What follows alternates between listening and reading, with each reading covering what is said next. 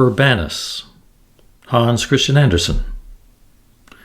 In a cloister there lived a young man named Urbanus, who was pious and studious.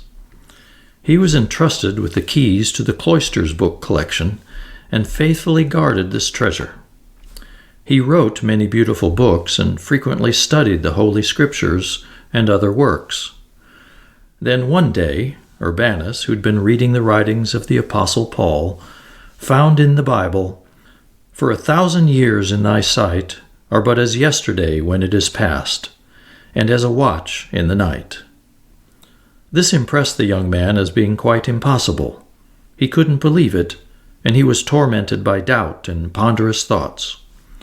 It so happened that one morning the monk walked down from the gloomy library and out into the beautiful sunlit cloister garden, and found a little gaily colored wood bird sitting on the ground looking for a few grains of corn. Presently it flew up onto a branch, where it sang most strangely and wonderfully. The little bird was not at all shy, and it permitted the monk to come very close. He would have liked to catch it, but the bird flew off from tree to tree. The monk followed it, and it sang continuously with a clear and lovely voice. But the young monk couldn't catch it, although he pursued it for a considerable distance from the cloister garden into the wood. He finally gave up and returned to the cloister, but what he saw looked strangely changed to him. Everything had become extended, larger and more beautiful, both the buildings and the garden, and instead of the low, little old cloister church, stood a mighty cathedral with 3 towers. The monk thought this strange and almost magical.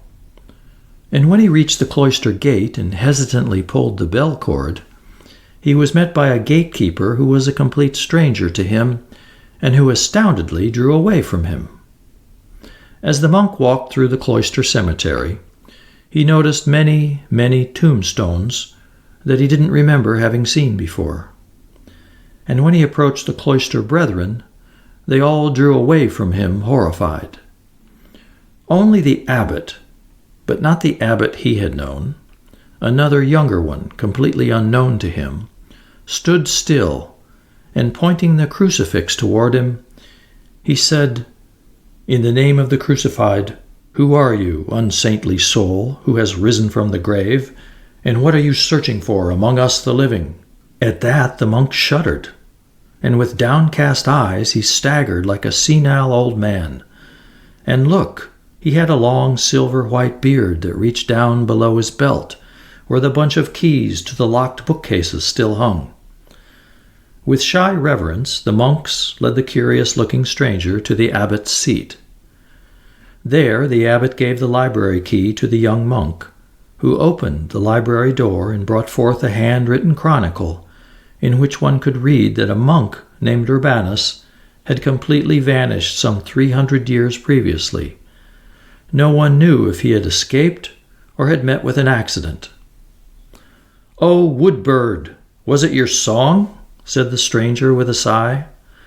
"I followed you and listened to your song for less than 3 minutes, and in the meantime 3 centuries went by. You have sung for me the song about eternity, the eternity I could not understand. But now I understand, and worship you, O Lord, in the dust.